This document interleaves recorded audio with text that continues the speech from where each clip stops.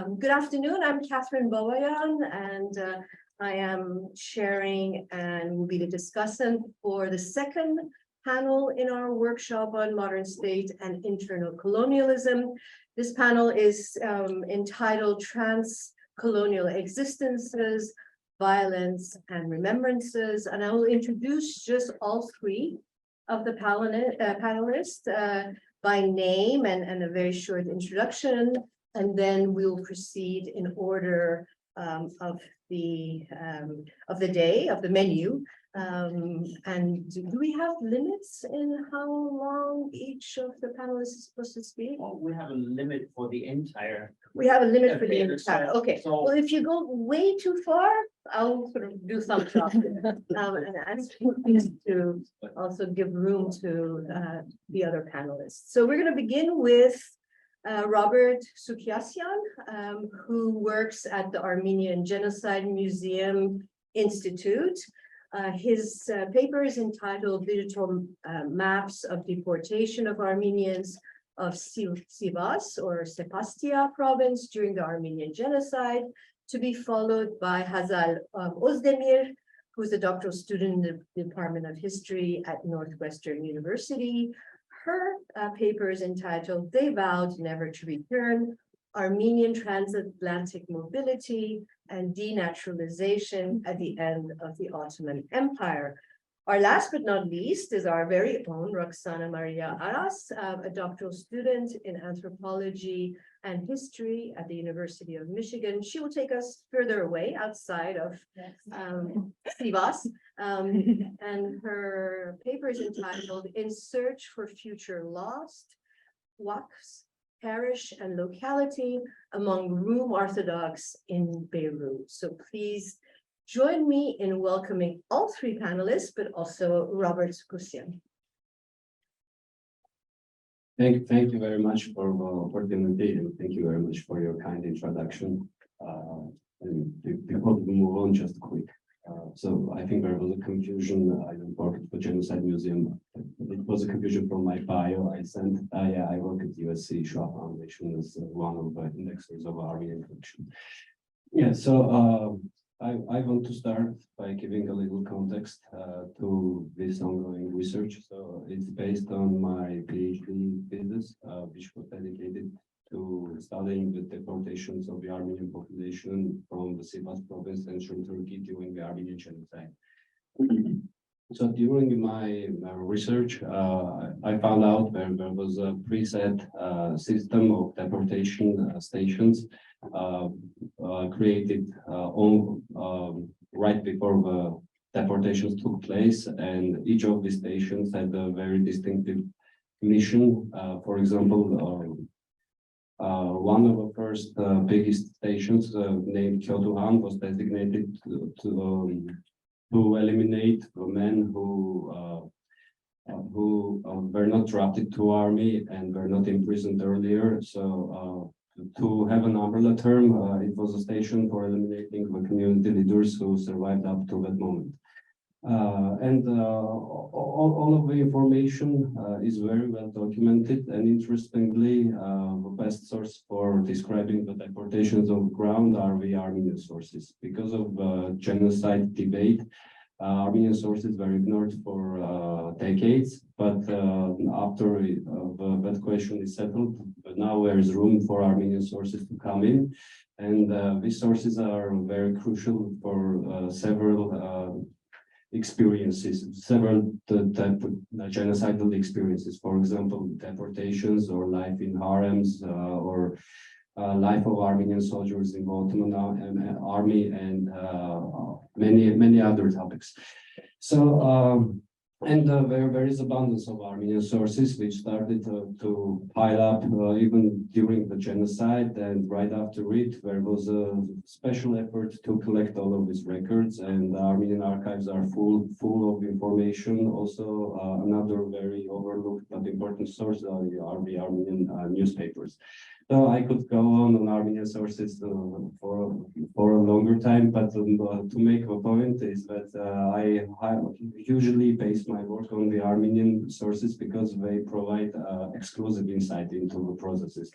because Armenian survivors are kind of the only side of the conflict which witnessed the conflict from the beginning to the last stage. Because the perpetrators understand and know the knowledge and know the process of the ground only partially. So it's central government sending orders to local governments, and then the implementation by the gendarmes and other institutions. So, for example, the gendarmes will change every 5 kilometers, and no gendarme has the knowledge of what's happening on the ground entirely. So that's another argument for using the Armenian sources. Basically, what I'm trying to do now is to put together this system of stations which I found during my studies. These stations with very specific missions, where there is a system of kind of filtration down south, and I kind of, because the records were so many, I think it could be traced down to the group, and it could serve as a if the data is collected in a methodological manner, it could be used as a good research tool for researchers and as an educational tool for students.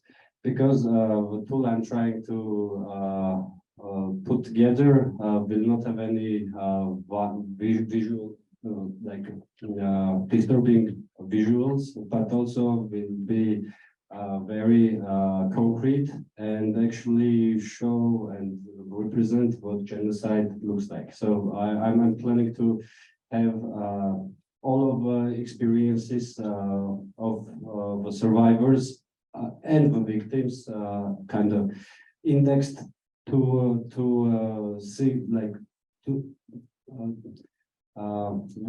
in a very detailed manner. So, for example, if there is rape, if there is looting, amount of looting, and if there is beatings, so down to these experiences, not only deaths.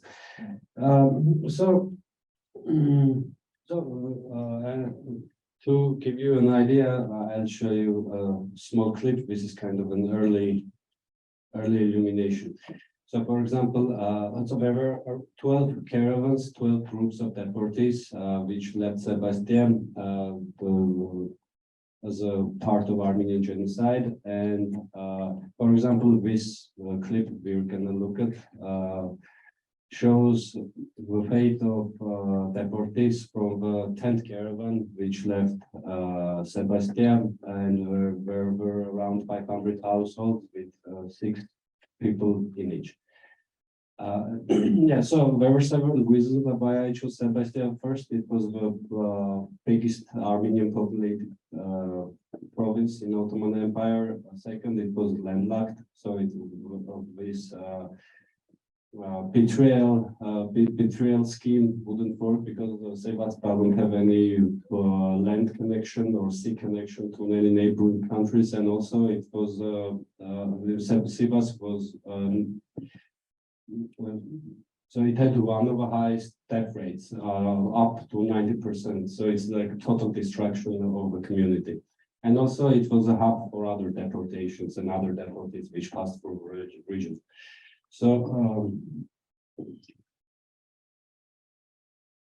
Kyotohan is the station I was talking about of elimination of community leaders. So these people would be considered, would be perceived as community leaders, even if they would have just had the school education level. So pretty much everybody was in there, but the main target of this, the main goal of this station was eliminating these people. So, for example, from this caravan, from 12 caravans, there were 70 men killed. The number of women and children, abduction of women and children is unknown, and there are like rough estimates of the looting amount. So, for example, when you look at, if you look at this picture, this is Hovannes Azarian. I'll have as much information on the actual project as possible, but this is probably going to be approximately it. So I have his birthday, his education information, and also the day when he was killed. So it's July 8th, Kyoto. So we have exact date and exact place on the map of what happened to this man. And for example, there is another one second. Yeah, so here is another example of a man killed in this station. And if in my opinion, if we put as much information as accessible, it could shed light on the events on the ground, like on how really these events happened and what actually happened. And there is no other way than to ask the survivors themselves. So to put things in perspective, for example, there is only one American missionary who was on the route of deportations, but this was a very special exclusion. And if you look at the data reported by the missionary, it's very partial. And when it comes to Ottoman data, there are luckily some documents on this case, but again, very partial. For example, there is Fazil Bey's report, which also has some perpetrator names and victim names, but nothing comes close to the Armenian sources when the question is description of these events.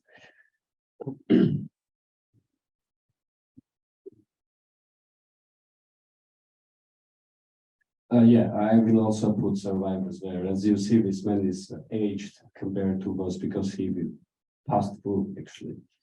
So, for example, the next station, as you can see, the number of killings is higher here because the goal of this station was elimination of men regardless of their background. So only kids were spared to be later abducted at some stations further south, and only people older than 80 years old were left untouched, so they die on their own because of extreme climate conditions on the deportation routes, which were specifically chosen. Another reason I came up with this idea is that many of these people were never registered and were never recorded. So majority of these people don't have any mark left on the planet except of an oral interview, like 2 seconds in an oral interview, which only 2 people listened to. So. And in the early 20th century Ottoman Empire, both Ottomans and Armenians tried to show that there are less Armenians when in reality, so there is no proper registration system intact. And there are many other reasons why there is no single complete list of people, Armenians in Ottoman Empire, not victims, and not even a list of victims and survivors. So this is kind of would be a starting point to have a list, and for these people, and this would be an opportunity to kind of commemorate these people and to memorialize these people, because many of them don't have any official registrations or any they don't have graves or any other sites of memorialization. So this could become also kind of a virtual memorial to specific dates. This is about it. Thank you very much. You actually, I didn't need to thumbs up you. I appreciate this is an amazingly difficult but really very important archive that you're bringing together. So can I ask Özdemir to please first. Thank you. Can I move this? No. I want to use it. We can change. Thank you.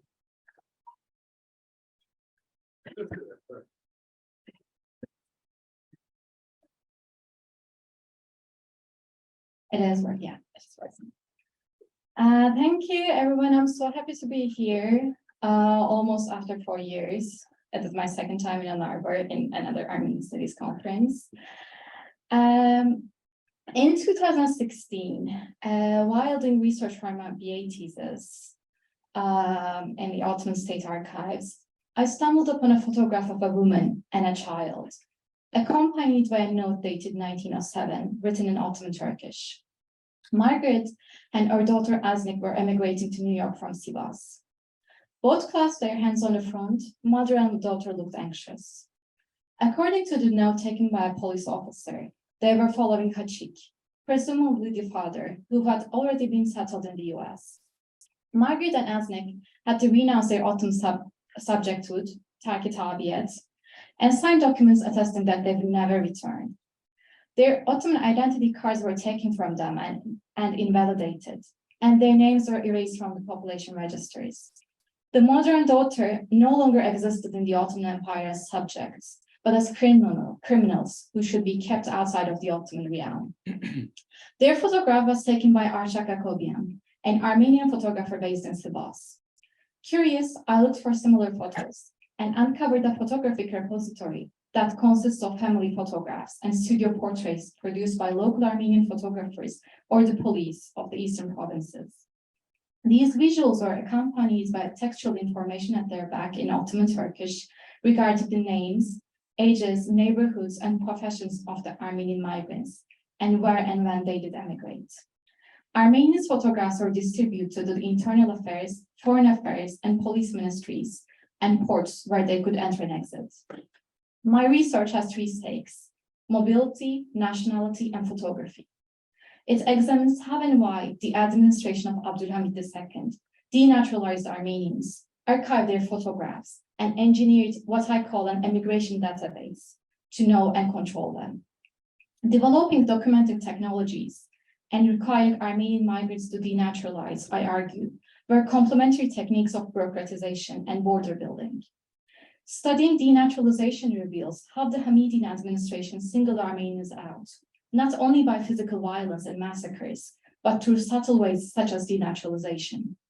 My focus on state-sanctioned mobility adds to the extant literature on Armenian migration by connecting Armenian transatlantic mobility to histories of technology and surveillance, as well as demographic engineering.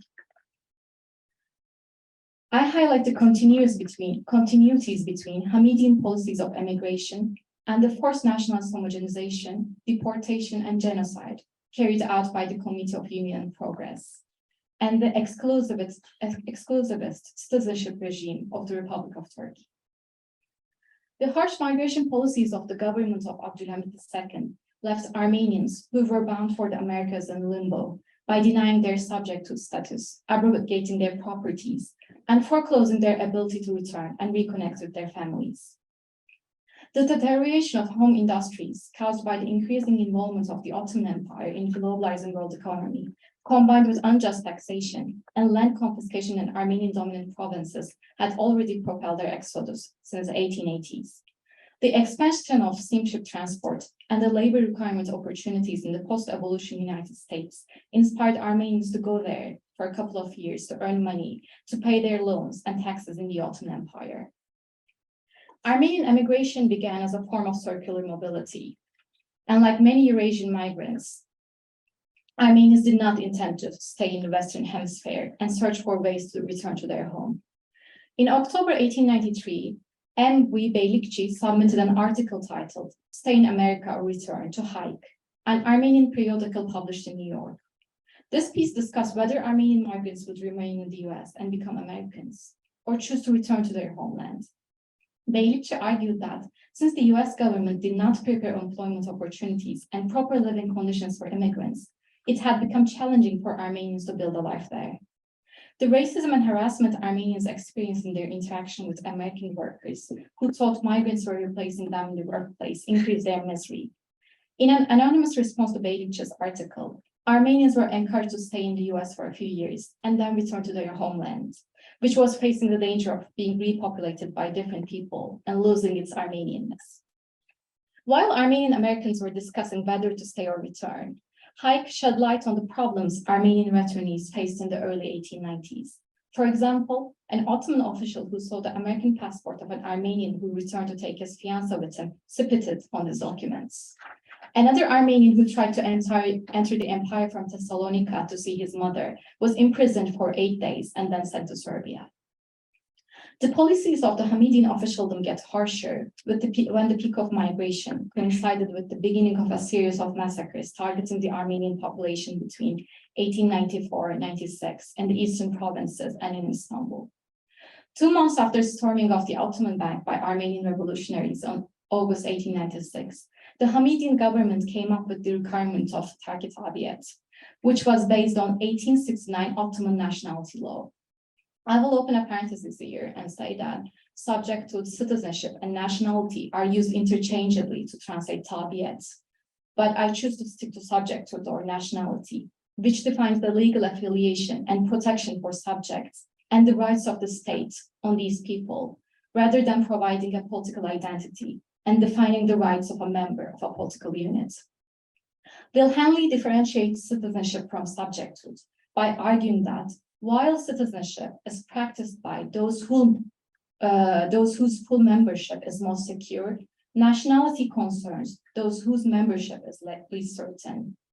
The Ottoman nationality law was about these latter individuals, children and wives of foreigners, orphans, immigrants, and emigrants.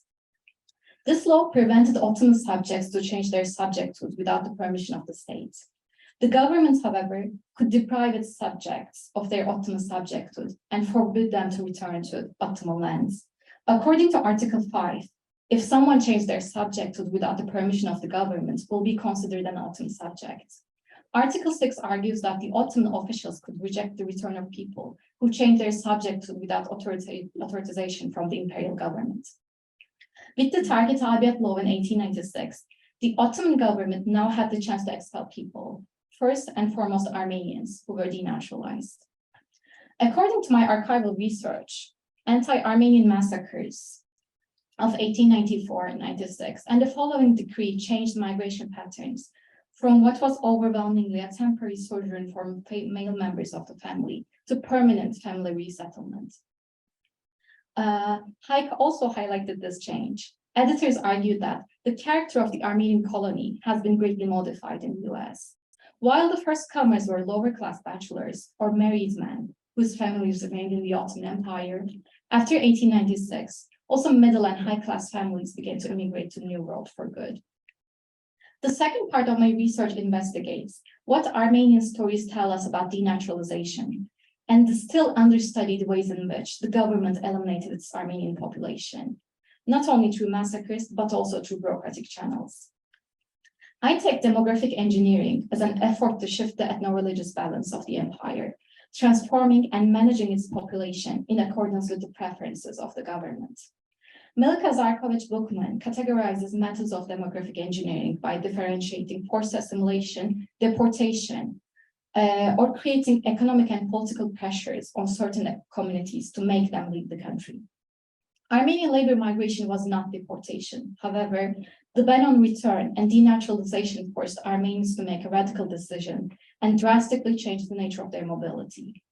Comparing the attitude of the Hamidian officialdom toward Armenians and Arab Christians, I don't observe a pan-Islamic tendency, which is usually attributed to the reign of Abdulhamid II, but more specifically, an anti-Armenian decision-making mechanism.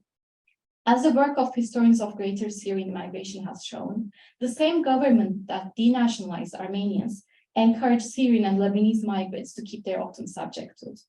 The Ottoman state's differentiation between mobilities of diverse ethno-religious groups established a distinction between Ottoman subjects, those who were able to move freely with the permission of the state, and Armenians, who were prohibited from returning.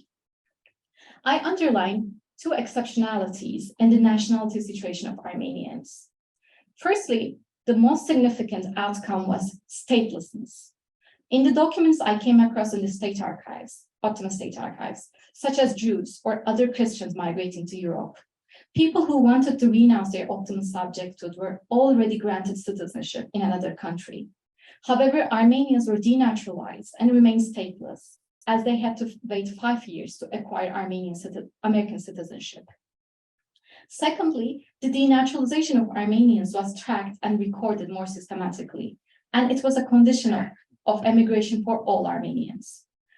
Ottoman nationality studies generally focus on how the 1869 code sought to prevent citizens of other countries to reside in the Ottoman Empire, since they would be exempt from tax and penalty mechanisms.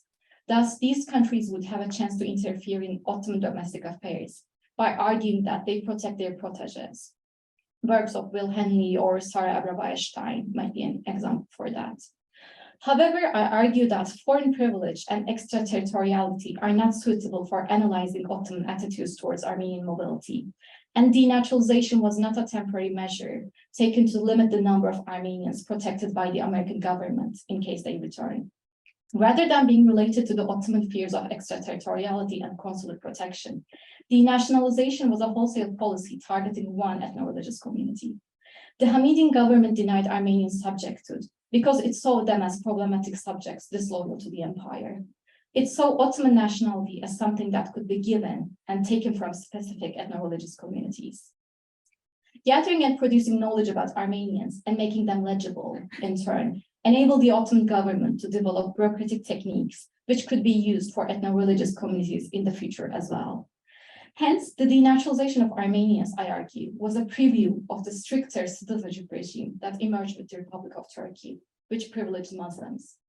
Non-Muslims could not be fully Turks. The emergent category of Turkish citizens usually excluded non-Muslims, especially Armenians and Greeks, who were seen as the extension of the enemy, as Larnaik Mekçoğlu claims. Taner Akçam and Ümit Kurt's study demonstrates that Armenians who left the Republic of Turkey in the 1920s were still prohibited from returning. While Armenians were denaturalized and banned from return, one must observe who were eligible to become Ottoman and eventually Turkish citizens. What was Islamic about Ottoman and Turkish nationality? For example, Lale Can's fascinating work on Hajj and Ottoman nationality demonstrates that Central Asian pilgrims did not automatically become Ottomans when they came to the empire due to their religion. However, pilgrims were in an advantageous position because they were Sunni Muslims. While the state was defining its certain non-Muslim subjects as outsiders and making them targets of forced national homogenization, assimilation, and ethnic cleansing, it allowed foreign Muslims to become Ottoman legal nationals easier. So although I think that the early migration policies followed a more anti-Armenian tendency, these policies grew larger to encompass other non-Muslim communities in the early Turkish Republic.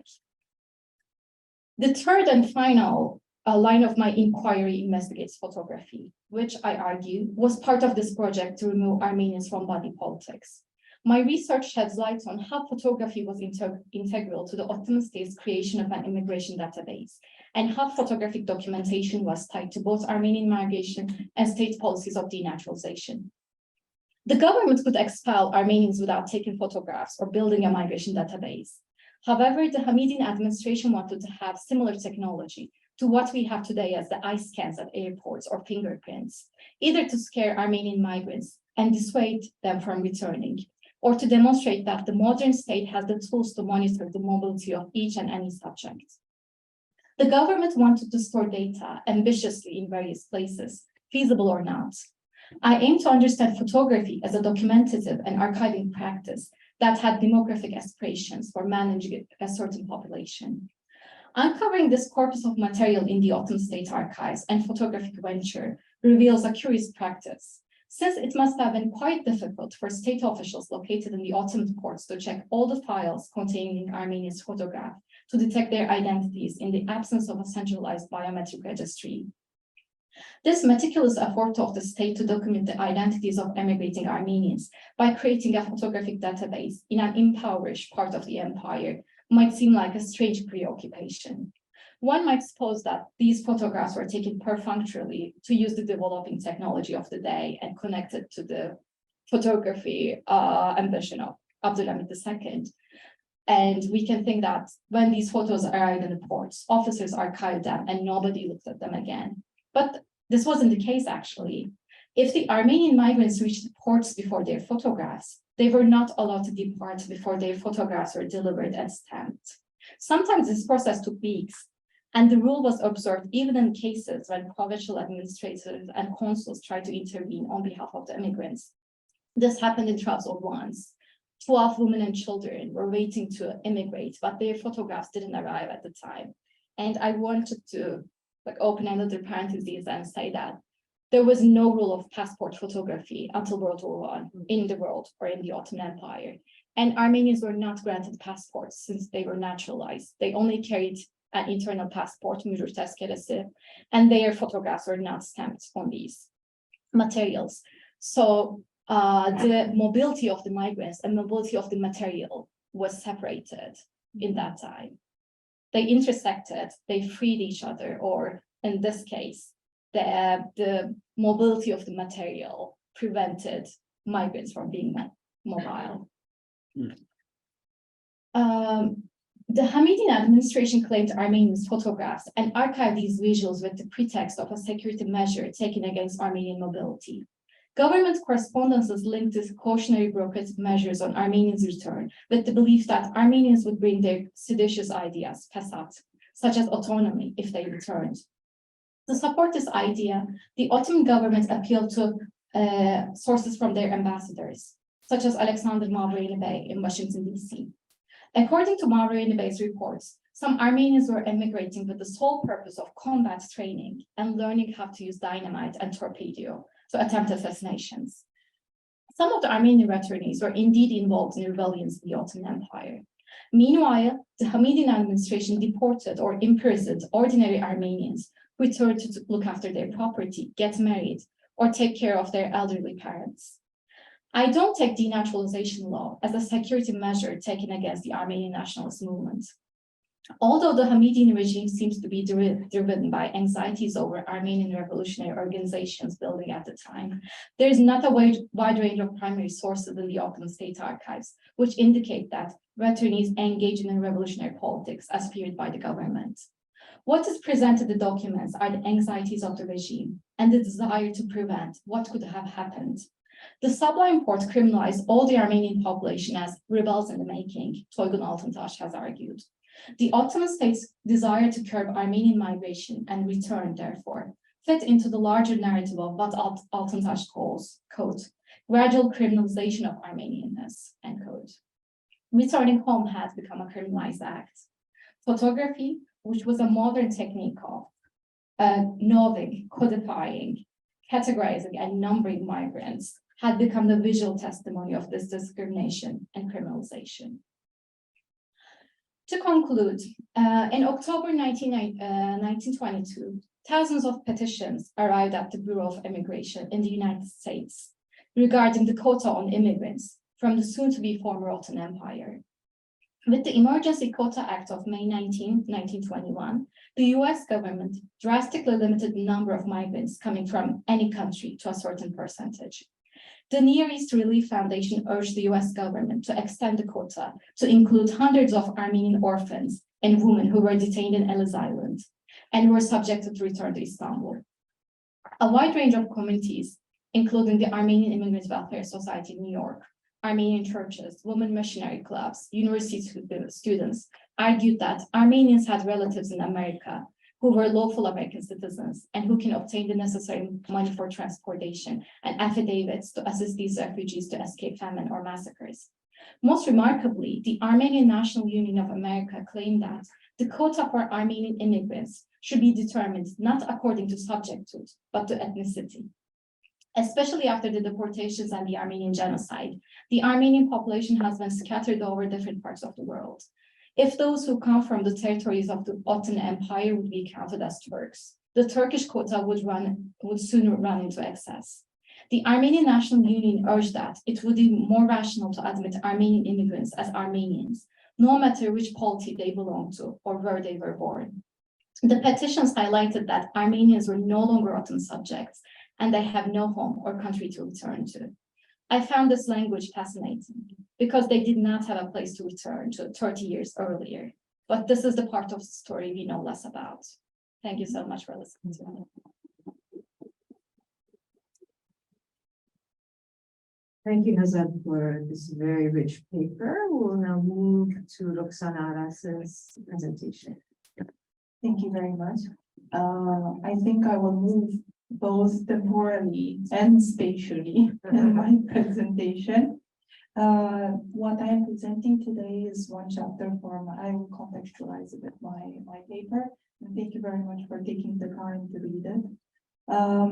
This paper, the one that I presented as a chapter from my thesis, in which my doctoral thesis, in which I explored the Orthodox community in Lebanon through a concept that I called Orthodoxy as a way of life, looking at how the lives of these members of these communities and the community as a whole are negotiated at the intersection of religious practice, theology, sectarianism, and everyday life in Lebanon.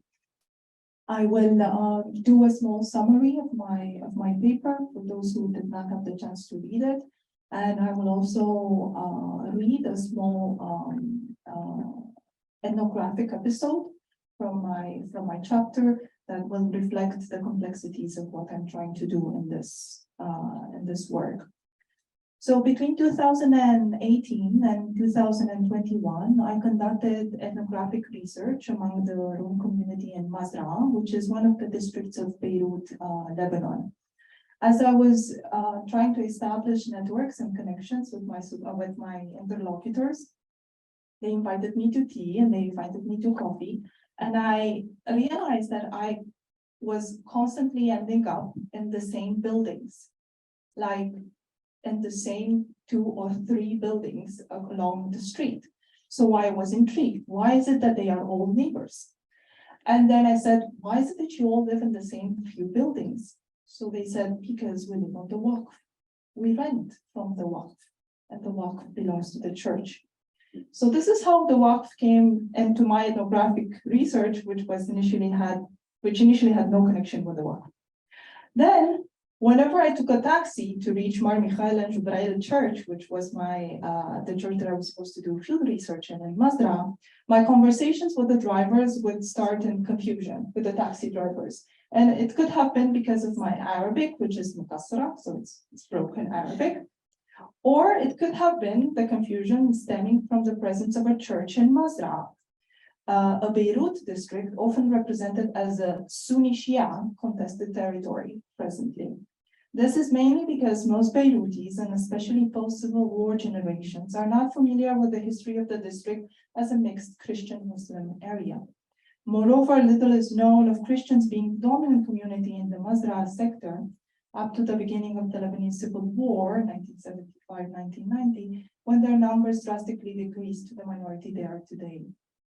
Presently, the parish includes close to 200 families. They mostly live in Mazraa, and they mostly live in the Waqf. Very few families live outside of the Waqf. Waqf Yani, real estate properties owned by the church. Sorry, I just said Yani. I think we understood. We all say Yani. So these families mostly live in Mazraa. The real estate properties owned by the church under the title of Waqf, or inalienable endowments. They are the lasting members of a Christian majority who used to fill the Mazraa sector up until the mid-1970s. And this juncture between their historical presence in the area and their current feeble numbers is painfully present in the social imaginary of the community, nourishing the frustration, hopes, and sensibilities of its members. I would constantly hear stories of when we used to be more in the area. We used to be Aktariye. We used to be the majority. So the lives of Rom and Mazraa unfold in these overlapping temporalities where memories of the past form and future hopes, but also present frustration and fears. Narratives of the past and visions of the future merge into affects and practices that are grounded in sensorial and material stimuli of the area. In turn, these translate into narratives that look to the past for a place in the future. And one such narrative focuses on Christians coming back to the area. So I must emphasize this is not the only narrative that you can find in Mazraa, but it's one that has become very obvious to me as I was doing research within the last 2 and 3 years in Mazraa. Seen as both a means and an end in itself, Members of the community argue for this return from the standpoint of a past where their confession dominated the area, even as their present situation is characterized by low population density, reduced parish activity, and precarious everyday lives. However, the question that has been bugging me in my field was, what does it mean for Christians to come back to Mazra? What does it mean for my interlocutors to come back? And who are the Christians expected to return? What past representations and future narratives are invoked in this return? So in answering this question, my chapter explores the dynamic relation between Waqf practices, the social fabric of the Rum community, and the lived experiences of parish members. The case of the Rum in Mazra exemplifies how religious narratives blend into sectarian practices while local allegiances coexist with kinship networks and parish structures. Also, while real estate strategies around the Waqf are influenced by sectarian ideologies, these do not preclude neoliberal market-driven approaches or charitable grounds, since we are talking about the Waqf. So a bit about the Waqf. The Waqf of Mar Mikhail and Jubrail is the second largest in terms of Rum property. So not land, but property, owned as endowment in Beirut. Interestingly, it's the seat of the Archbishopric of Beirut, represented by the Archbishop in office, currently Archbishop Elias Aoude, who is the owner of the endowed assets. The Archbishop delegates the administration of the Waqf to a board of trustees, Majlis al-Umana. The Waqf board built and accumulated several real estate properties across the years, most of which are revenue-bearing assets. This mostly happened in the 60s and 70s. And the fact that Mazra and the Waqf in Mazra has so much real estate becomes an element of pride when in relation with the church that has the highest and the richest Waqf from the perspective of land, which is the church next to Mazra, Mar Elias Bitina. Mar Elias Bitina has the largest Waqf actually in Beirut, but it's just land. It's not real estate, it's not buildings. Okay, second. As reflected in my interactions with Bob, and unfortunately those of you who did not manage to read the paper don't know who Bob is. Bob, short for Ibrahim, is yes, it's short for Ibrahim. Is one of the persons who works in the administration of the Waqf. And please, if you want to know more about this interaction, I'm more than happy to tell you. The administrative practices of the Waqf operate according to a constitutive ambiguity that shifts between sectarian, social, religious, and market-driven significations. First, the Waqf is a tool of asserting presence on the real estate market in Mazra, where land and buildings are monetized as profit-yielding assets. They function like a business. Second, the urban materiality of the Waqf grounds sectarian practices that follow social spatial logic aimed at changing the confessional configuration of the neighborhood. Driven by a vision to bring back Rum Orthodox in the area, strategies are designed to raise the rent for Muslims as an incentive to leave the Waqf, and to lower the rent for Christians as an incentive to move in. And this has become a very profitable and successful endeavor, starting with 2019, when you start having a series of crises in Lebanon, and finding a home has become a part of a very precarious life that Lebanese have to live currently. Third, these demographic changes will translate into a revival of the parish and a change in the everyday life of Rum Christians in Mazra.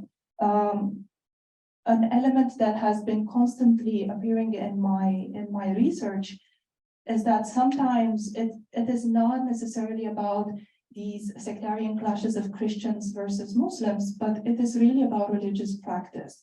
This is one of the reasons why I focus on Rum Orthodox who are practicants, who go to church, who are part of a parish, who want to be part of a parish and who want to be part of a community, given that I'm talking about Orthodoxy, where the individual is inextricably connected theologically and socially with the community. Fourth, the Waqf is a social safety net for many Rum residing in Mazra, providing the living infrastructure and the resources to subside it. So like I said, to subsidize it. So like I said, this has become a very important element starting with 2019. These three significations, they coexist. Once you do ethnography, you realize that all these coexist and intersect and are reflective of the multi-layered relations between the administration of the Waqf, the church parish, and the needs of its members. At the same time, market-driven decisions come to reinforce the logic of political religious communities or sects, like us in Lebanon. The Waqf comes to represent the heritage of the Rum community as a whole, meant to provide a material basis for its sustenance and growth. So it's not necessarily about the Waqf being perceived as an endowment that you give to God in perpetuity or an act that an individual does, but the Waqf is more perceived as a heritage of us, the confession, the Rum Orthodox. I think that Nada Mumtaz has done an amazing job in talking about these shifts. I was more interested to see whether I can see this in the field.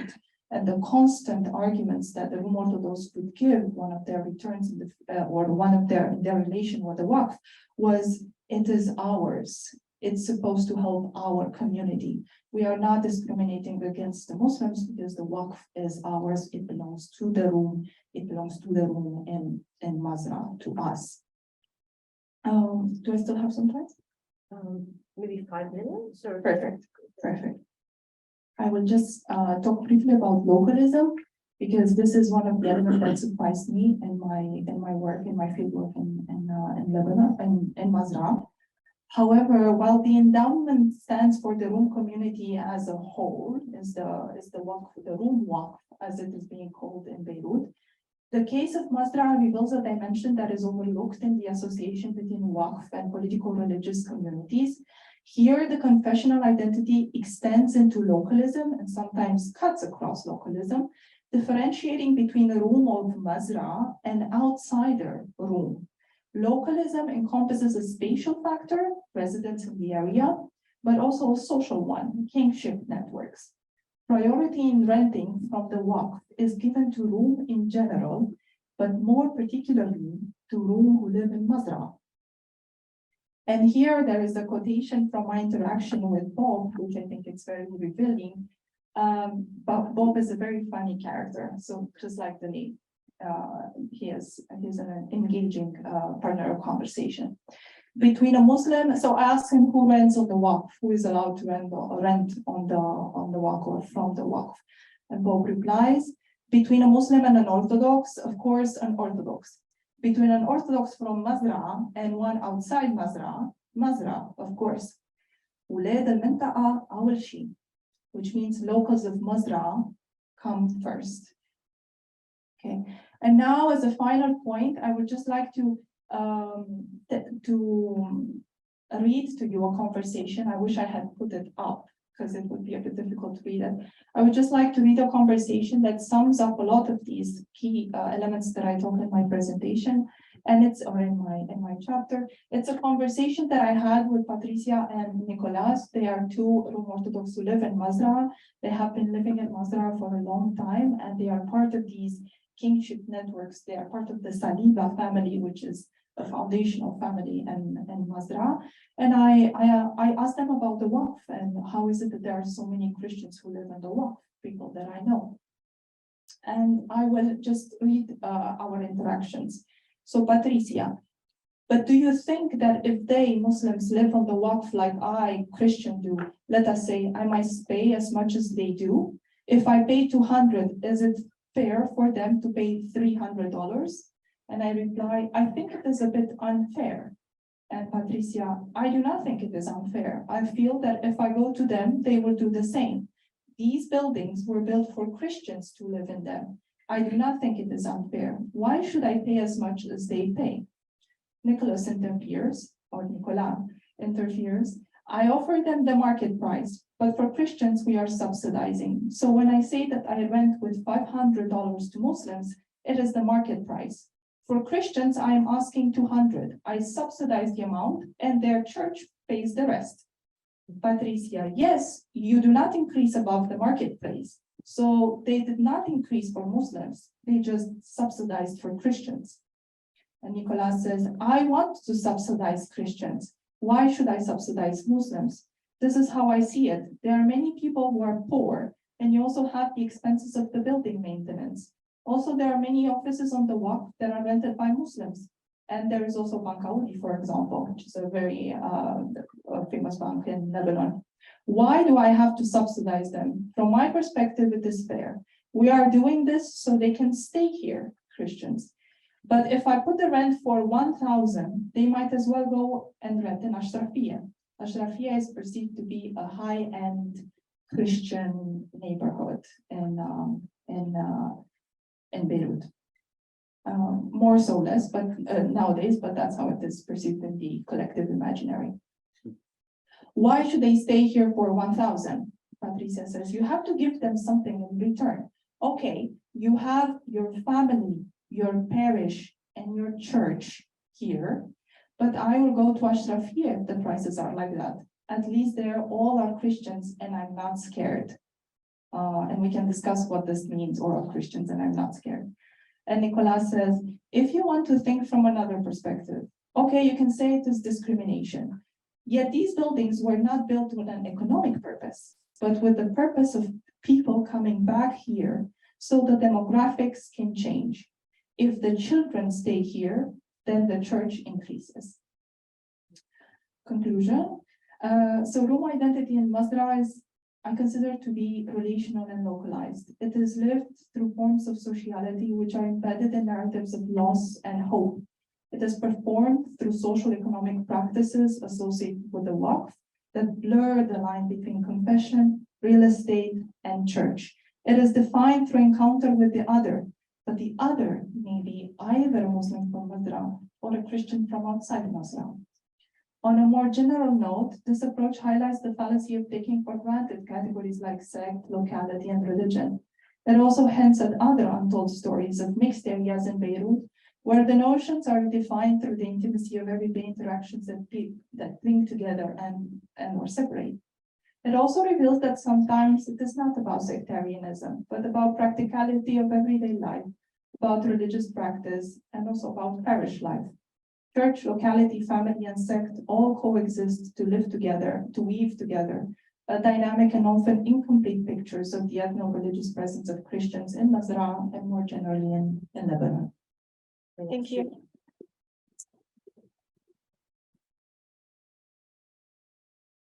Thank you, Roxana. I'd like to also begin by thanking the two organizers, Javad and Hakim, for inviting me to engage in these three great papers. So in thinking about the framework of our workshop, this set of papers trace the process and brutal effects of the Ottoman imperial project of modernization and state building, a process that entailed the elimination of its Armenian subjects, whether through immigration of Armenians of Sivas to the United States, forced deportations, or genocide.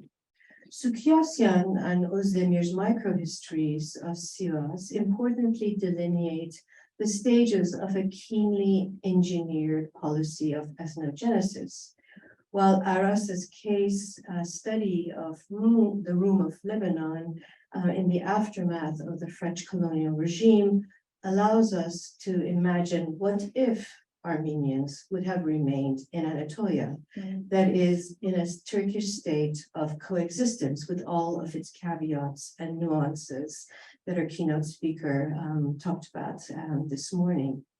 Each case study struggles with loss and absence, though the scale of mortality, the loss of land and dignity and community underscores stark contrasts. Let me begin with photography as an instrument of discipline and as a tool to document, expose, and expunge. Photographs are technological innovations and infrastructures akin to roads, railways, and telegraph lines.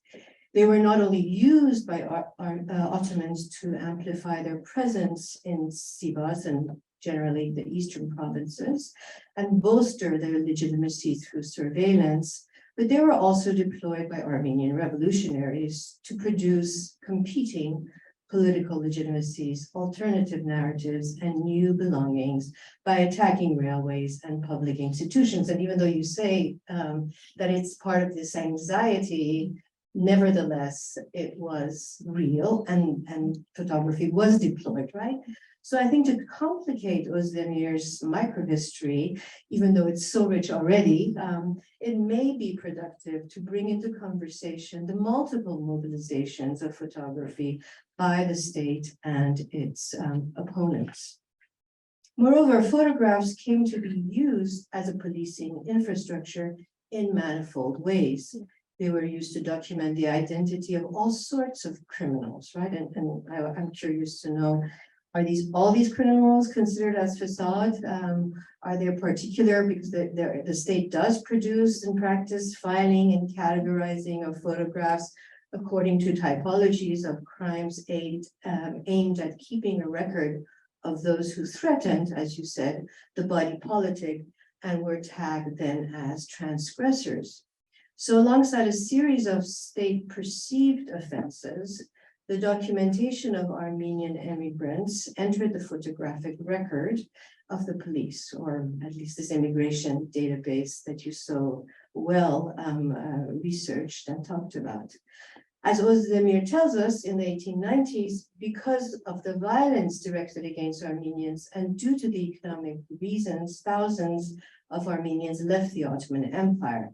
And to prevent subsequent attempts to return, Armenian immigrants were criminalized, their photo portraits seized, and also their identity documents by Ottoman authorities, and clearly then inscribed in writing as stateless, or henceforth never to return to the Ottoman Empire. So is this Tabia, can we actually come to see this range of criminalization alongside, as you say, facade as well, and this very particular Tabiyat. What emerges from Özdemir's paper is how the state process of turning Armenians into criminals and persona non grata mapped the frontiers of the modern state, using photography to police borders, just as the figure of the Turkish citizen, right, in the future, was drawn from the abject body of the Armenian. While Özdemir's paper interrogates the relationship between sovereignty and image/subject production with her migration database, Sukiasyan's digital mapping of the deportation of Armenians from Sivas endeavors in a way to create a counter or an alternative. I'm not sure, what is a better term to use, archive, to visualize those Armenians who were excluded from police criminal records, right? And you talked a little bit more than in your paper today about these sources and the emphasis on sort of the Armenian sources and these exclusive insights that these Armenian sources provide. And I was wondering if you tell us actually more. I'd like to hear more about these sources. Also, not only how you draw on survival narratives, but that newspapers document the experience of deportees, Armenian newspapers, and crimes committed by the Ottoman state, which makes me think about not only the circulation of photographs, but the circulation of actually this kind of news, and how then it comes to be recorded in a source like newspapers itself. And I also would like you to maybe think a little bit about, we always have these mediatory roles, right? Not only of the Ottoman authorities, but also of Armenians speaking about or testifying to their experiences. And so how can we also take this mediating role into consideration? And in a way, what do these survivor testimonies or newspaper articles deliver, and what do they actually occlude? Aras moves us to the room of Lebanon as she zooms into a space of competing political legitimacies and alternative narratives. I could not help but think of the Palestinian visual artist Lady Sansour's science fiction trilogy, the third in particular. In the future, they ate from fine porcelain, with her overlapping temporal mix of future, past, and present. Here, in the context of Israeli settler colonialism, more akin maybe to the case of Turkey, the hope is to implant elaborate porcelain laced with the keffiyeh motif, which symbolizes Palestinian resistance against the Israeli occupation.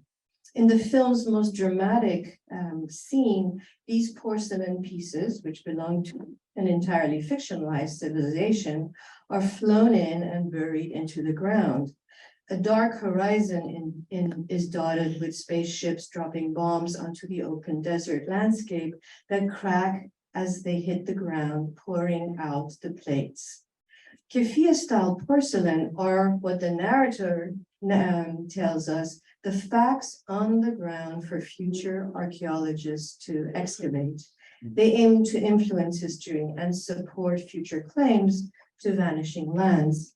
Once on Earth, this tableware is to prove the existence of their people. In the future, they ate. Sansour looks at the politics of archaeology and how myths of the past can become historic interventions with the power to create nationhood. So in the future, they ate from the finest porcelain depicts a desperate contest to establish territorial precedence as a means of survival when everything else is lost. For the Room of Lebanon, however, the Waqf endowment of Mar Michael and Jubrail is that very territorial precedence, that presence in perpetuity that allows for the survival of the Orthodox room, a simultaneous space of memory, of sociability, of oratic experience, and maybe Joe, oratic would be a good translation, that organically remakes the Waqf and allows for a grounded imagination of the future. The Waqf provides space for the Orthodox room of Beirut to become part of the evolving environments and communities of Beirut. There is no need for science fiction, so long as the room visit, rent, feast, negotiate, and socialize in the Mazara as they participate in the everyday economy of the Waqf. Let me just end by really thanking all three presenters and sort of asking beyond the individual questions that I have posed for each of you perhaps to ponder. And I know there are specialists in the room and I'm not one, so I'm asking a very generalized methodological question for all of you. I mean, we tend in our training to create narratives that are seamless. And I think oftentimes sort of bringing out some of the challenges you've encountered in using newspapers and testimonies or this photographic migration database or ethnographies to visualize and to hear something that is both omniscient and covert. Thank you.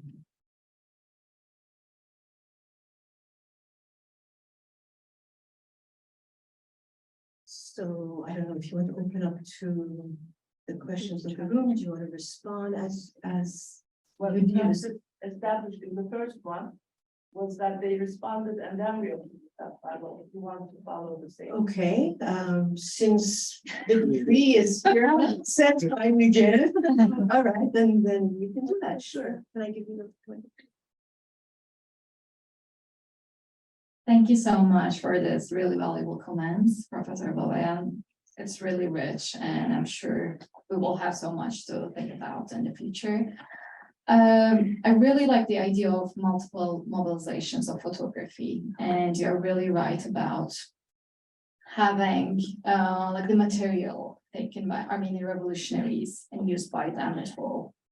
Yeah, I think really good aspect to compare and contrast. And I didn't really talk about photography part today. I prioritized nationality, but I will try to contextualize what this like database means within the context of Ottoman photography. because like thanks to the current scholarship by Stefan Chiai, David Lowe, Lucy Rizova, like we have the idea of like what Ottoman photography meant in the provinces and more about provincial studios.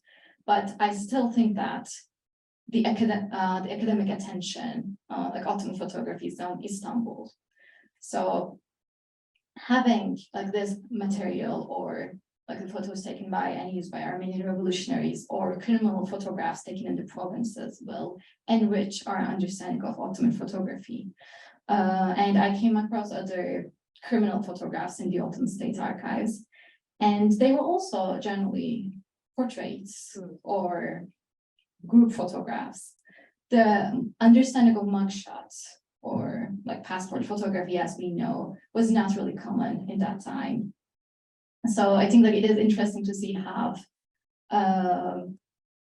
the Armenian photographers and the police took photos of Armenians and within the limits of their expertise, knowledge. So, like as I showed, they were complicity of photographs. Exactly. photographers too, right? Exactly. Yeah, like I wish, like I could. I hope I can talk about it more in the future. But Armenian photographer families who took these photos, such as Didilyans and Kavabians, Yakobians, Papazians, they also became immigrants after the genocide. So like it is interesting to discover that aspect, like the families behind the camera too.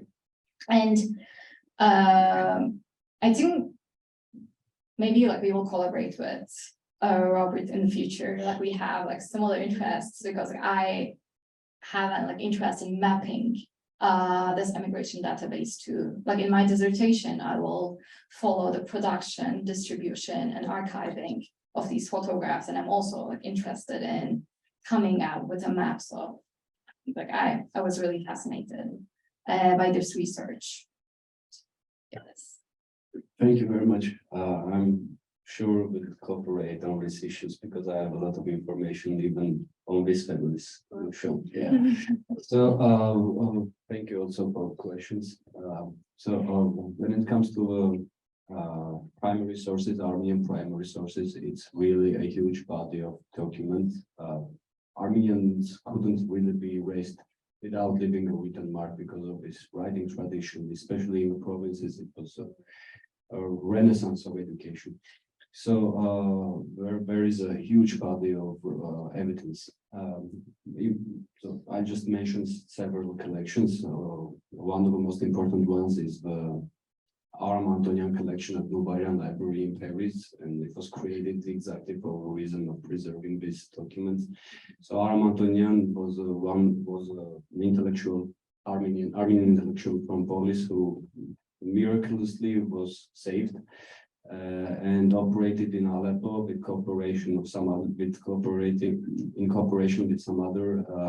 intellectuals who did interviews with the deportees on the spot or requested a written memoirs, and later on they collected, Aram Antonian collected all of these in special folders, locality by locality, and all of that is now available in Paris. So that's like one of our earliest important sources. Another big body of sources is the Sepastia Compatriotic Union's archive, which was transferred to Soviet Armenia in the 70s. So as you know, yeah, of course, another big body is the Hushamayans, the memorial books, which Armenians created from each locality. They came back together as survivors in different places in the world, and one of their works was writing these memorial books, which would include everything starting from environment and ending with the genocide story. So when there was a call for the Sivas volume of this, and it's a huge book, 2 volumes, around 1,000 pages each, but many contributions were not included in the book naturally because it was so big. So it's around maybe 2,000 objects ranging from a page to 500 pages. It's huge. So it's only the Sivas Compatriotic Union's collection at Armenian National Archives in Yerevan, but also there are collections in Armenian Genocide Museum, Yerishe Charles Museum of Literature, I don't know, Ethnographic Museum. So it's really big. But other thing I wanted to mention is the oral history collections, Armenian.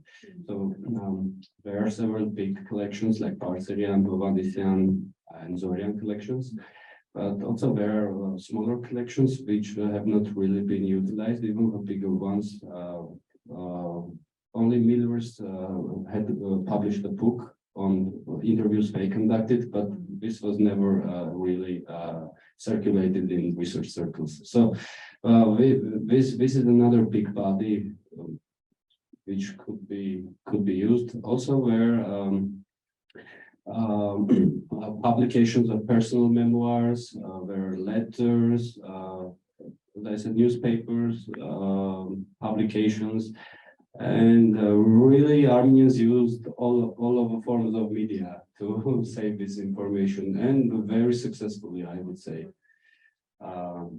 Yeah, and of course there are foreign sources like ABCFM's collection of missionary documents, and there's the Ottoman archive. But in terms of describing events on the ground, still, I think, to understand the micro level events, Armenian sources are the go-to sources. Thank you. Thank you. Okay, so I want to make two comments. One, thank you very much for your comments and your association of the Palestinian case, which I think is on point. But you also mentioned that there is no room for fiction in the case of the room and Mazraa.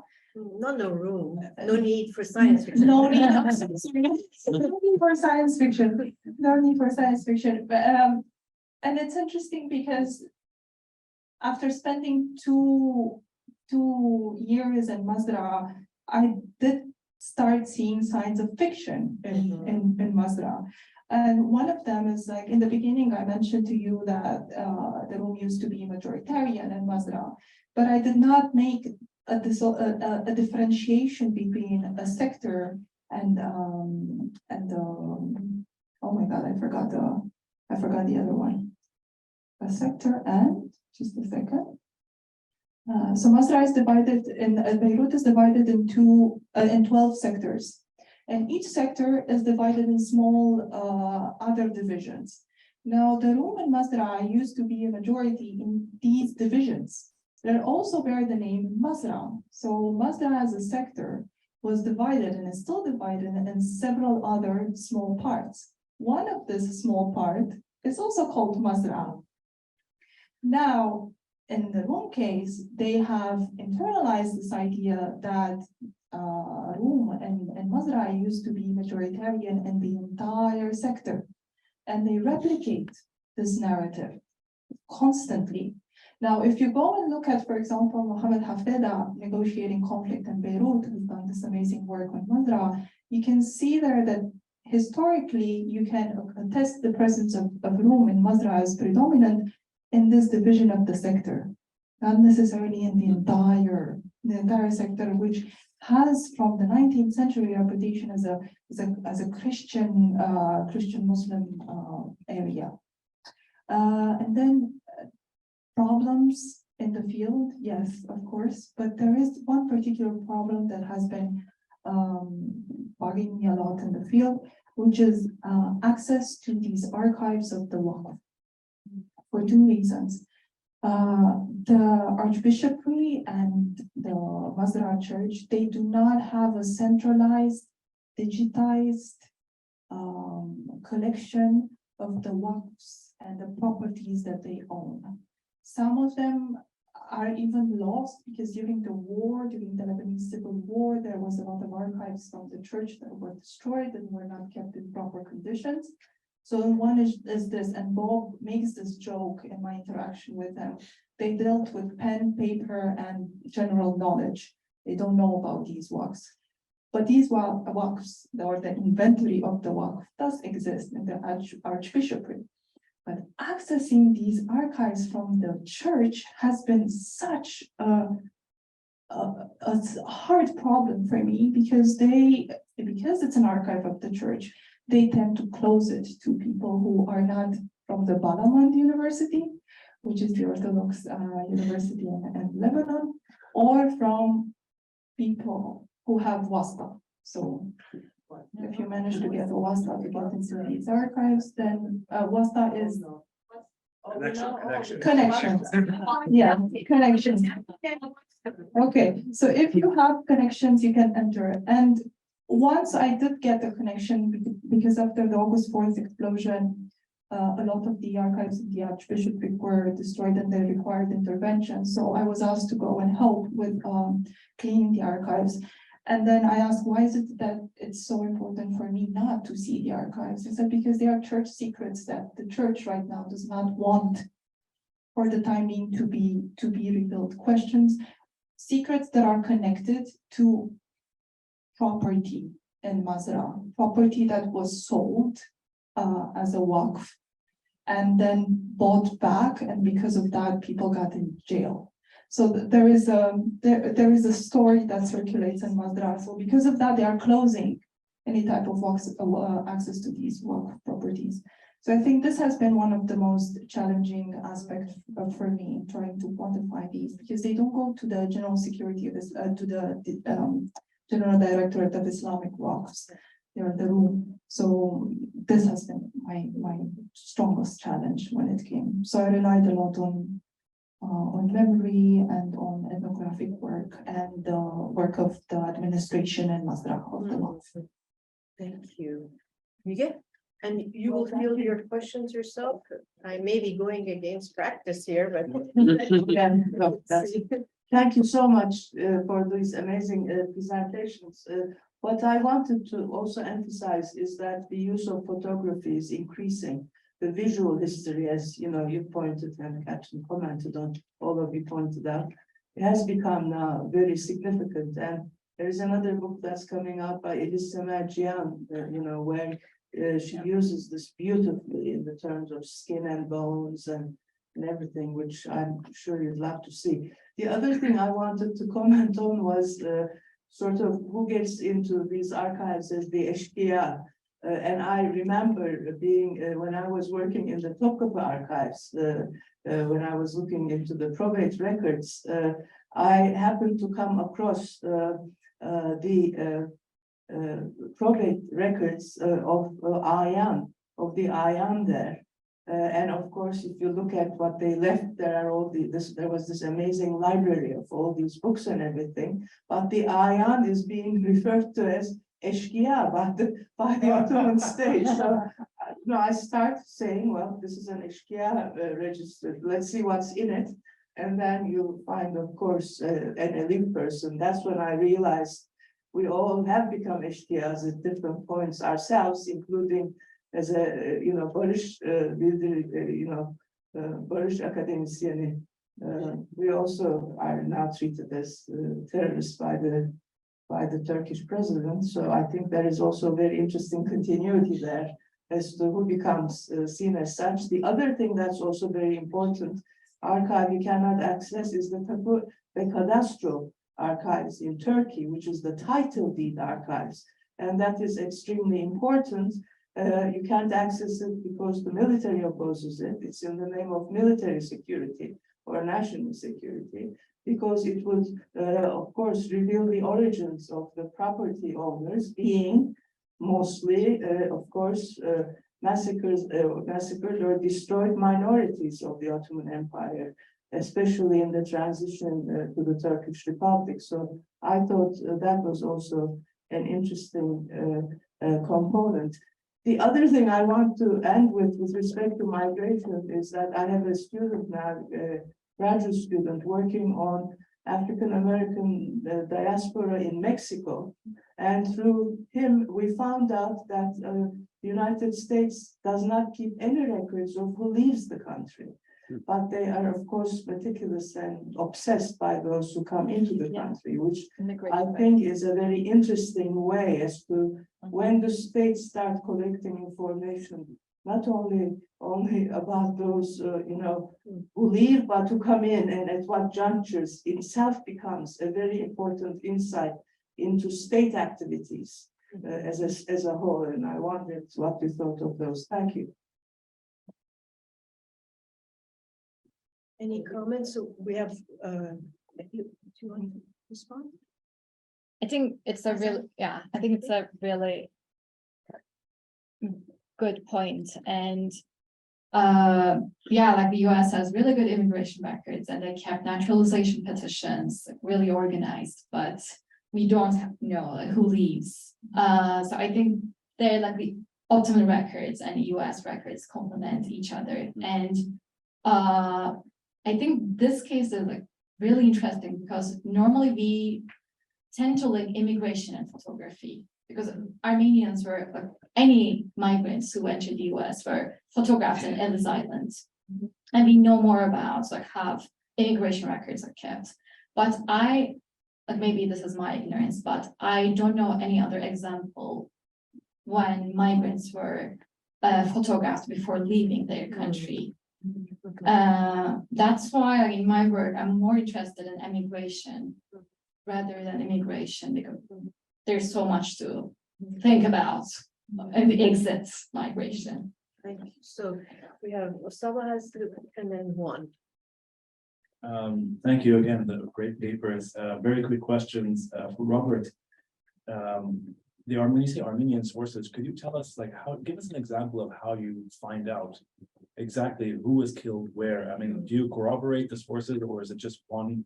And I ask this out of genuine, solidarity, because of course, Palestinians, as you said, people have ignored Palestinian oral histories for decades and decades because they're not archival in that sense. So I'm wondering how you deal with that question in terms of people casting doubt on the veracity of survivors' testimony for all the wrong reasons. And then Hazal, great paper, but is this the first example of denaturalization? Does this happen anywhere else, or is this the first instance of this kind of denaturalization happening anywhere? And the reason, and then the question of the Armenian photographers, were they aware that their photographs were being used to denaturalize Armenians? Or is it something that were they actually aware of it? Were they cognizant of what was happening? Or was it just, they just turned a blind eye until it happened to them? I mean, I'm wondering. And then finally, Roxana, a really fantastic paper, but there's one thing I would urge you to think about. There's a big difference between sectarian and communal.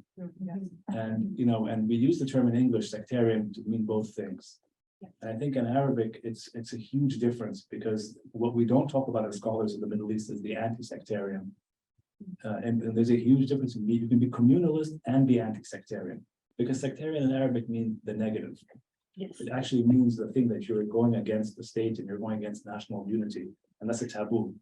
So, and then of course that raises the question of your own sort of insertion as an anthropologist, an ethnographer. How are they mediating your presence in this? I'm just curious because it's a fantastically rich paper. So thank you.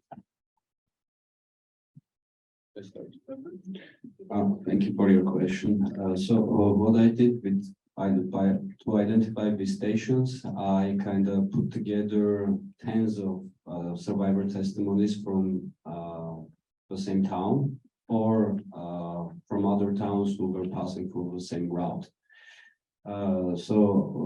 Luckily, there are also some very good testimonies on the general experience on the route.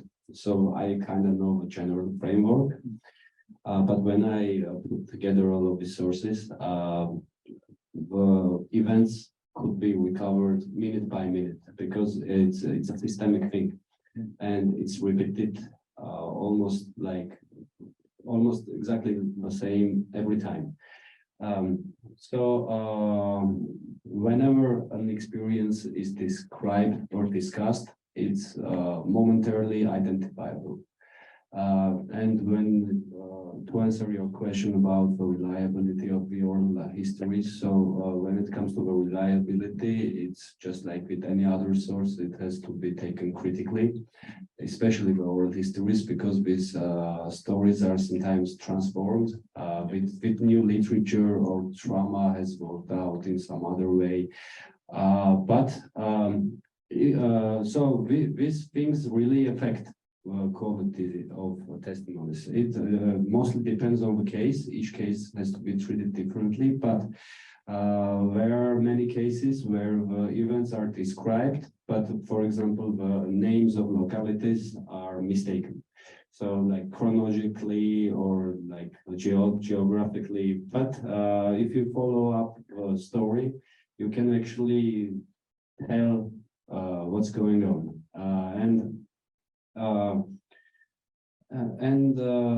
Interestingly, all of these sources published worldwide in different times confirm each other. So that's another thing which really helps. But the best part about oral histories is that it shows that it's really not black and white, and there can be like really different experiences on the same spots. But to like quickly answer your question, each case has to be treated differently in comparison with official sources and other survivor materials. This is about it, but we can speak about this further. Thank you. Thank you. Thank you so much for your questions, Professor Makdisi. Denaturalization happened in Russia in 1892. The Russian government said to Jews, you can go to the Ottoman Empire or to the US, but you have to denaturalize. So there's a good chance that Uğur Ümit II governments learned from Russia, but there was no case of photography there. And denaturalization happened in the Ottoman Empire to the Greeks in 1860s. Greeks who wanted to leave the empire and go to Greece and live there had to live there, had to denaturalize. But in no case of other transatlantic migration, denaturalization happened.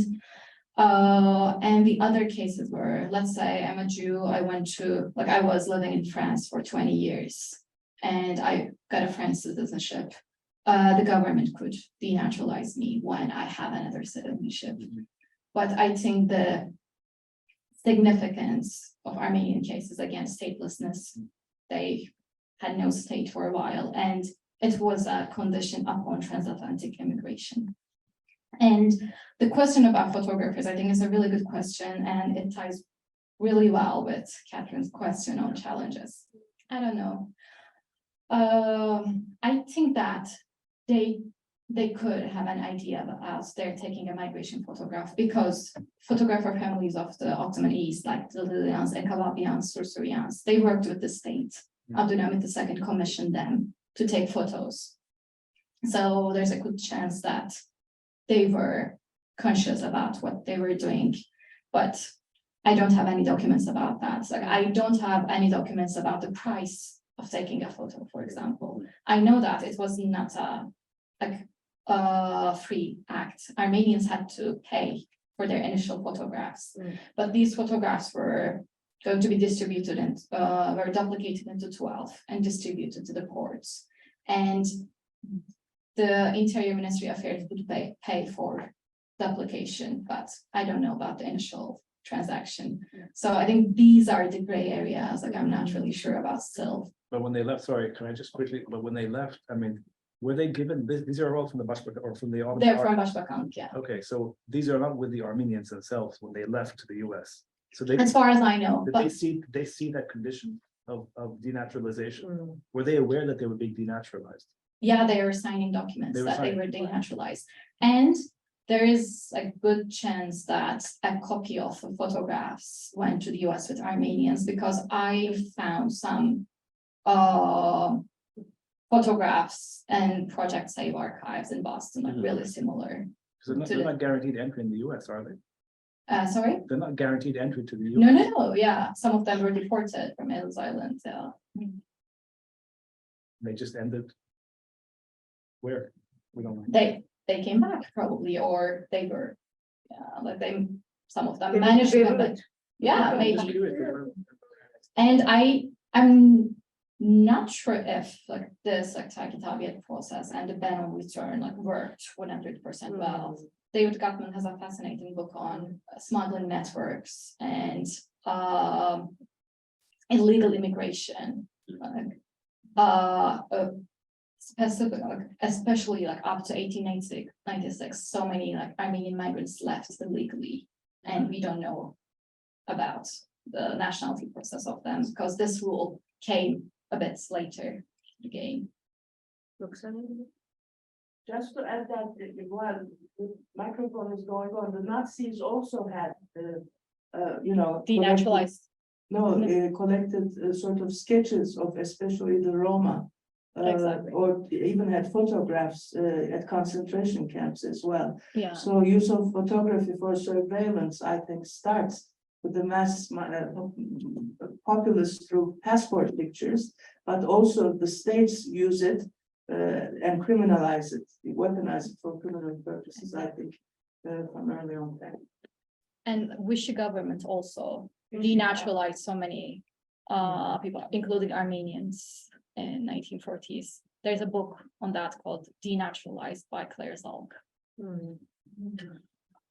I also have a few questions on photography. But Please first, I shoot would them. like to, I would like to reply. I am very happy that someone asks me this question, and I will reply with an anecdote.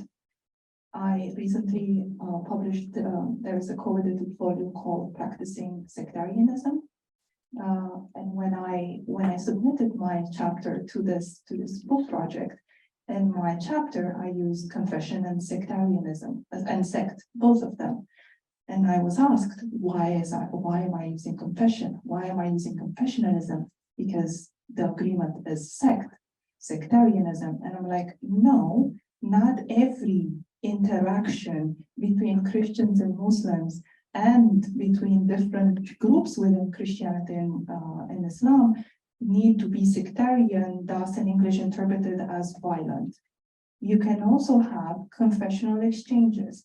And I give examples in the chapter about confessional exchanges of religious materiality that do not necessarily have this negative connotation that we seem to have in English with sectarianism.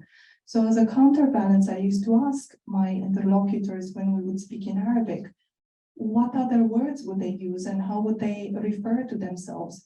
They were so strong. Of course, it's also ideological why they would not refer themselves as being sectarian. But I asked, what is another word that you would use besides taifik? What are you? And they would refer a lot to Knesset.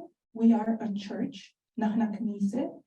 أو نحن شو يعني يكون Room Orthodox? What does it mean to be Room Orthodox?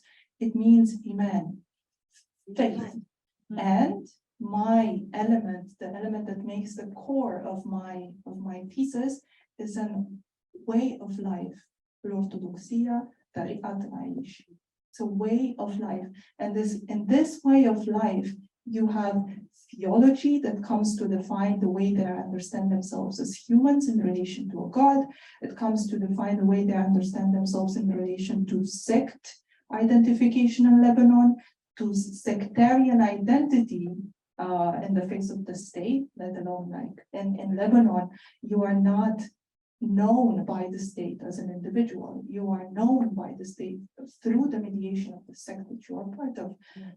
And also their orthodoxy as a way of life through the perspective of their everyday interactions, of their decisions to not go to a particular supermarket because it's owned by a Muslim, but the decision after 2 weeks to go because they actually have cheap produce. I mean, all these things we seem to not, all these negotiations seem to be obstructed when we think of sectarianism only from the perspective of the legal sectarianism, and also state sectarianism, and also for the perspective of this pejorative connotation that sectarianism has got, not only pejorative, but it has become such a malleable term that you can pick and choose what what definition of sectarianism you have, and then it fits your frame and it fits your ethnographic work and your material. So I think I'm still struggling when it comes to English, because I write in English, with this idea of sect and confession, but I am not struggling when it comes to Arabic, because there I know how to play with words. Thank you, Roxana. Yes, with regard to these practices of immigration and denaturalization, Germany was strict. I know this partially because of the Trump family. The grandfather came from Germany, and he, after he came here, he wanted to go back. And he wrote a letter to the Bavarian government asking for permission to come back, which indicates that they were policing returnees, because he felt like he had to, the authorities had to permit it. And he was a known quantity, and they refused to let him come back. Much to our shame. Well, yes, history would have been different if it had. Exactly. But in any case, it tips me to the possibility that not only the Russian practices, but and because we know the Hamidian state was close to Germany, some of those German practices, which would seem to have been quite bureaucratic and authoritarian, may have been influential. And I know if you were away for very long, or if you naturalized, they took away your citizenship. And Still will. There you go. Yeah, there is. speaking from experience, I'm still a German citizen, but at the moment I sign up for a different citizenship, I'll lose here. Is that so? Uh, On the other hand, I understand I could apply. I got American citizenship by first denouncing my Turkish citizenship. And then you reapply once you get the citizenship, you give your naturalization to the Turkish state, and they, in their wisdom, they have a parliamentary session where they make everyone except the person back into Turkish citizenship again. So that's the Turkish person. So that's one. The other thing about this language in English, it's not just a matter of English, it's a matter of country. But in the United States, we have this odd term which comes from Protestantism of denomination. But I think it's been expanded beyond just Protestantism. So we talk about interdenominational. I think that could include Roman Catholics and so forth. And denomination doesn't have a negative connotation. It's in fact the pluralist term. So we're a country of various denominations, and that's okay. We have interdenominational meetings, and it's a good thing. So I just wonder whether that might work for you in that regard. Oh, and I wanted to say, Peggy Summers' book on citizenship and denaturalization. Yeah, that's also, in a way, what was happening to the Armenians is a foreground of what happened to millions of people later in the 20th century. exactly. And can I So take you it want to first? respond, please, and then let me take the microphone down. I just wanted to add something really quick about what Professor Gedek said about not monitoring return. I think it depends on the period too. The US government became more strict in 1920s, especially after the 1921 Quota Act. I recently saw some files in the National Archives in DC about how people who were recently naturalized in the US were writing petitions to travel to their home country. And up to 6 months was okay. They could go and come back in 6 months and they wouldn't lose their citizenship. But if they stayed, let's say, for a year, they would lose their American citizenship. So I think it depends on the period too. And the people Especially, yeah. Pahlevan, please. Yeah, thank you. Wonderful presentation. I have a question for Hazal. First, about the literacy rate of these people who have been kind of who left. Because you showed us documents and they seem to say their age, their description, whether they have been actually going to be stateless the moment that they leave, whether they really understand what actually they are going to involve into the process. We know that the literacy rate among Armenians, at least in the eastern provinces, is high, but I'm wondering about the literacy rate of these people who left. The second thing is about the criminalization, the relationship between criminalization and the photograph technology. Abdulhamid II, the regime of Abdulhamid or Hamidian period, is actually kind of an era that technology, the formation of technology, extensively used. If you read Bahadur Çelebi's very recent dissertation, it's a fascinating story of telegraph. How Hamidian regime actually used telegraph lines in source of communication, and he argues that I think, despite of writing that dissertation in Istanbul University, he still argues that he used telegraph in order to control Armenians and Armenian questions, and by showing the number of telegraph stations called 1890s, how it increased tremendously. So I'm really kind of not sure, because Abdulhamid II also, he's the one who sent photographers all around the empire to the pictures of the people, animals, nomads, pasture land, desert. It was a collection. It is an empire that wants to know the geography and its demographic structure. And of course, it's a period that state formation is very high and is almost completed actually, and taking control who leave. And because perhaps when these people left their regions in Trabzon or in Mamrat Aziz, the palace, Mabeyn, already knows they left. So because of the telegraph line, so that's why they have to wait. The level of communication is so high. So I think when we use this kind of criminalization of a certain ethnic or religious group via these forms of surveillance practices or just registering and knowing, I think we need to a bit cautious and at least kind of putting the reservations in that point. That's what. Would you like to respond, Hazal? And Roxana, you have a question afterwards? I would like to respond. Okay, you can respond. Okay. But you can respond to She's this. resistant to respond. So No, no. please. No. Go I ahead. talk so much. Yeah. No, it's fine. Thank you, Dr. Pehlevan, for a really good comment. I will keep in mind that. I will look at the thesis. Thank you so much. I didn't know about it yet. About the literacy rate. I think, I'm not really sure about general, but up to 1896, it was more kind of labor migration. So as far as I understand, the working classes, so the lower strata in which the literacy rate might be lower and migrated. But especially after 1896, when male members of the families could not return, whole families started to migrate.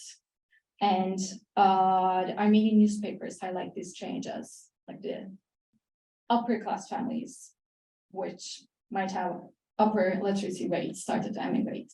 But also after 1896, we saw women and children immigration. And American consuls in the Ottoman East helped these people to get out. And I'm not sure about how high the literacy rate was among women in that period. And about what they know, what we're signing for. I'm thinking about modern mind right now, and being stateless is really important for me. But maybe in 1908, going to a new place, reuniting with their families, starting a new life was more important for Armenian migrants than having an Ottoman nationality. And again, I'm thinking in terms of citizenship and what a citizenship can bring to you or take from you. And maybe Ottoman nationality was not that significant in people's lives in that period, but I think it is still a like significant thought. Well, to- except for what they left behind, property ownership becomes the significant, Exactly. context. And- That's the one thing we leave behind. Exactly. That's why they worry about it. They have title deeds, but of course, all the. And yeah, and if you do target target, you have to renounce all your property rights. Exactly. Roxana, did you want to? Yeah, go ahead. No, please, go ahead. I think it was in relation, two aspects. One, I would want to go back a bit to this idea of confession and give an example of what confession can do when you start going out of the sectarian frame. When I used to, so my thesis engages a lot with theology. And when I used to quote theological sources, Orthodox theological sources, there would be a lot of French and Russian. So my interlocutors would be, why are you quoting French and Russians, and why is it that you're not quoting Arabs who are writing on theology? And I said, because this is what my interlocutors quote. They have a strong relation and strong networks with Greek Orthodox community, and then with the Russian Orthodox community, through the frame of France, where you had a lot of Orthodox Christians exiled from Russia, and they created a strong community in France. So when you start thinking about confession, and when you start thinking about church, when you start thinking about religious community, I think, and especially Orthodox religious community, I think you have the potential to go outside the borders of Lebanon and outside the history of sectarianism in Lebanon, and look at these networks that are being established across national borders with Greeks and with Russians and with French Orthodox and with American Orthodox.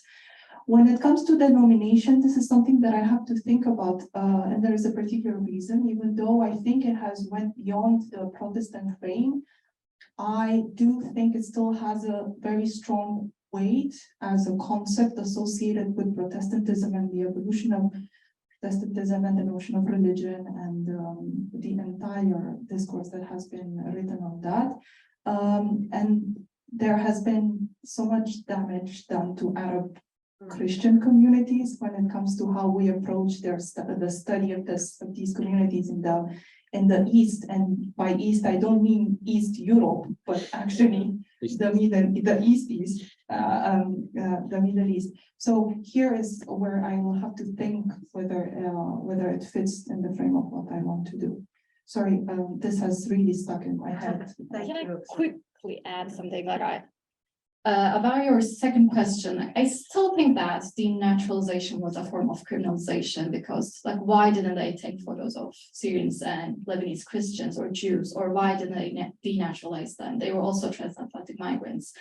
And I'm not sure if like this immigration database was like really efficient, because like there's so many correspondence about documents not going on time, or provincial governors raising questions about ambiguities of the numbers of photographs, or like the ambiguities of like this process taking different place in different vilayets. So, but thank you so much.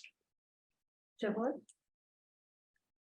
Well, thank you for all the wonderful presentations, and I would like to take the opportunity to thank you, Professor Babayan, for accepting to be the moderator, even though there are a couple centuries or several centuries between the periods that your expertise and the presentations.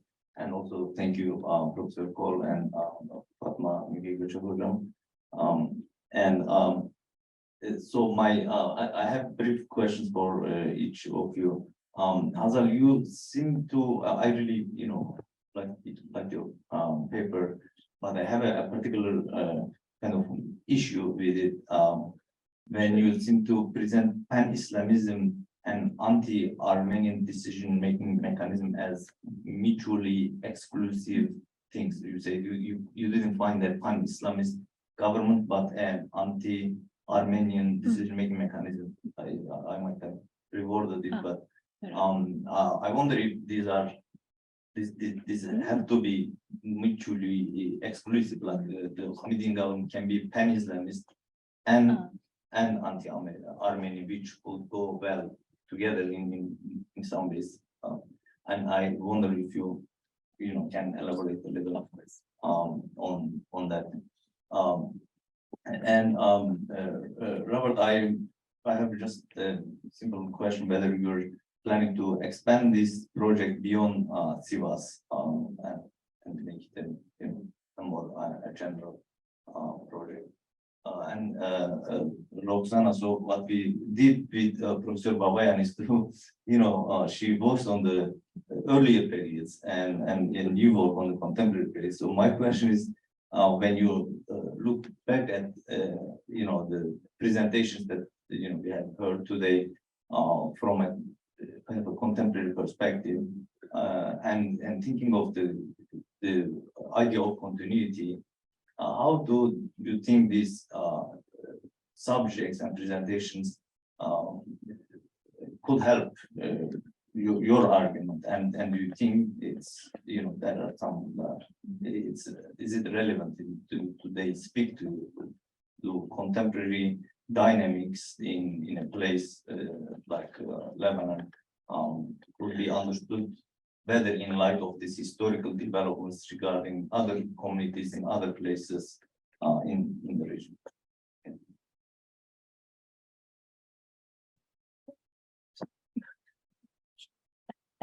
Thank you.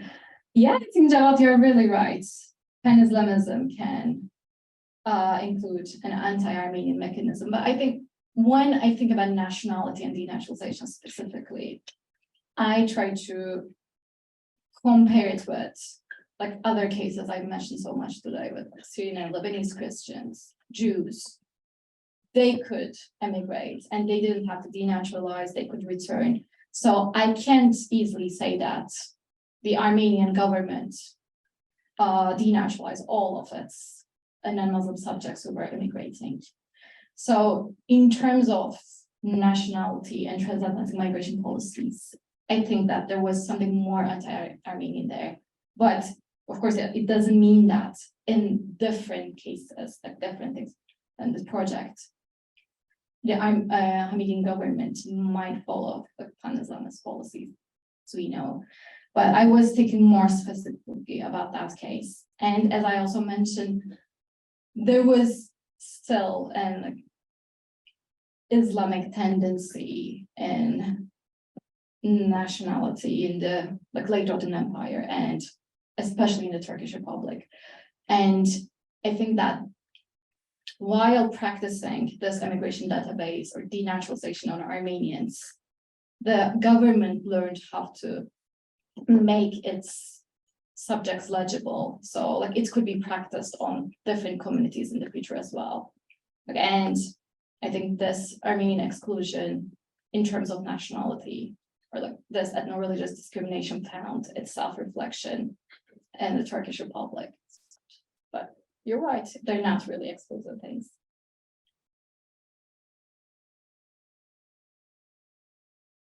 Thank you for your question.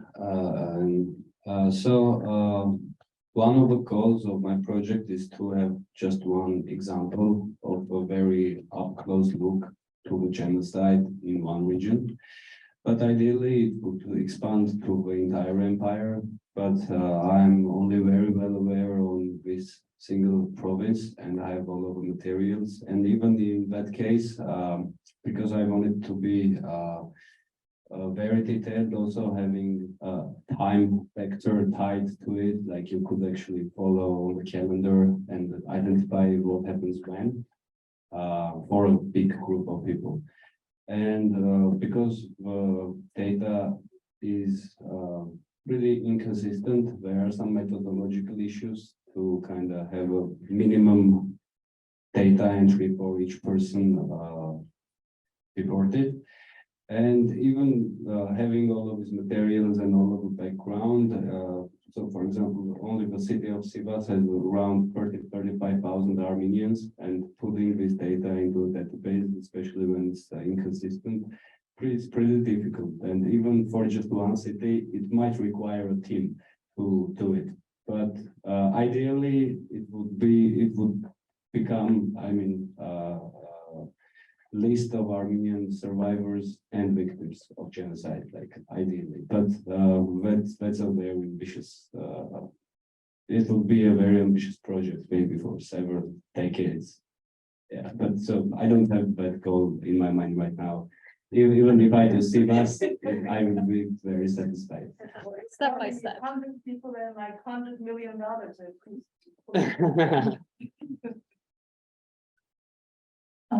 I think the presentations today and the framework of the conference maybe can push me more in understanding, even though I do engage with the heritage of the French colonial / mandate regime and Lebanon, and you can actually see repercussions as far as urban topography and Mazra. You don't have to go outside of the area. So the framework of the conference might push me a bit further to think of these aspects in order to contextualize structurally better my ethnographies.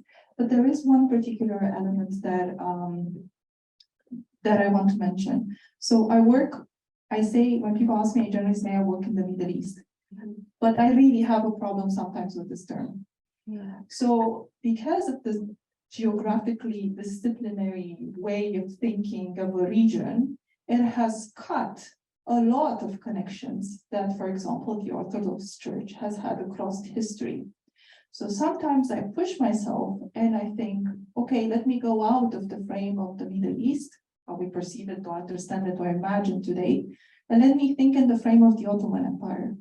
When I think in the frame of the Ottoman Empire, all of a sudden, the churches in Eastern Europe, my church, I am Romanian, so I have a Romanian Orthodox Church, all of a sudden becomes connected within the framework of the Ottoman Empire with the Antiochian Church. And you have lots of networks that were being established and things that were being exchanged and knowledge and writings and translations that are cut when I say I work in the Middle East. So this is something that I think this will be my second project, where I work on these networks that have been established across disciplinary fields and how we produce knowledge in academia. So yes, thank you for your question. This has been in my head for quite some time. You should look at Richard Antaramian's book on looking at the Armenians of the Ottoman Empire through the churches. And that is how he demonstrates the religious networks and actually captures the relationship with the Kurds because of the regional ones with the Kurds. And I have to tell a very funny short story about this talk of nationalism because of working on the Armenian genocide. It turns out the Turkish state wanted to mobilize Turkish Americans, of course, as a group against the rest. And for that, they looked into the immigration history, people from the Middle East of the Turks. But the problem is, of course, when you look back and you look at the documents, the way the Americans wrote it down, they wrote everybody down as Turk or as coming from the Ottoman Empire. Exactly. So they realized there were all these minorities in there that they were trying to exclude through their ethnic nationalism. So they gave up thanks to the archives and the way it was published. I thought it was symbolic, beautiful. When did they do it? They tried to do it around 2015 or very recent. Oh yeah, very recently. Yes. They were doing it in the early 20th century. Early 20th, yeah, from then onwards, yes, with Nasuri article. They were trying to reach out. Okay, I Exactly. think our time is up. I think it's time to have coffee or something. One of the things that I want to really thank Robert, Hazal, and Roxana for wonderful papers and for such a generative conversation. Thank you. Exactly.